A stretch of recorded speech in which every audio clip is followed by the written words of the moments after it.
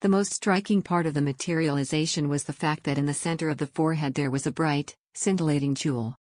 After that came the apports. We saw, by the two luminous spots painted on the trumpet, that it was moving. It tapped on the ground. Soon we heard a rattling sound inside it. "This is for John, hold out your hand, Rachel," said Red Cloud, addressing Constance Treloar. Rachel is the name that he has given her. When she did so, the apport fell into it. She passed it to me. I could feel it was a jewel of some kind. This process was repeated again and again until everyone in the séance room had received a gift from Red Cloud.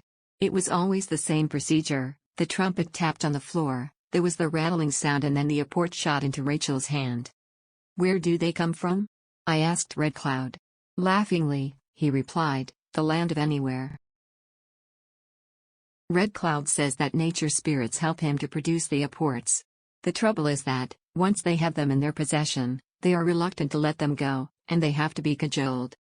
All the time these apports were being produced, Red Cloud was jesting, laughing in his characteristic way, treating it all as a huge joke. When the lights were switched on, flowers which had been placed on the top of the cabinet and just in front of it were found all round the room, some of them on the laps of sitters. Just where I sat, there had been put a small bunch of violets. We all examined our gifts. Mine was a beautifully cut amethyst. One or two had sapphires, while others had aquamarines. One had a small cross. I noticed it was hallmarked sterling silver. Another had an Eastern charm.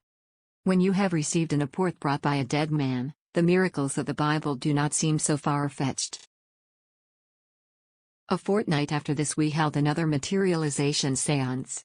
On this occasion two spirit figures materialized, Red Cloud and another guide known to us as Arkle. Arkle, playing the more prominent part, was materialized for an hour, permitting each of the 60 sitters present to file past within 2 feet of him. Throughout this time he held a red torch so that its rays shone on his head and shoulders.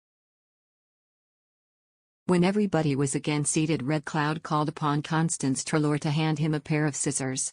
He then cut a lock of hair from Arkle's head and handed it to her. It was about 6 inches long, fine and silky and, for the benefit of the skeptics among my readers, bore no resemblance to my own. Arkle's hair was straight, quite different from mine in texture, and unmistakably fairer than my own, with its signs of grayness and its permanently waved curls.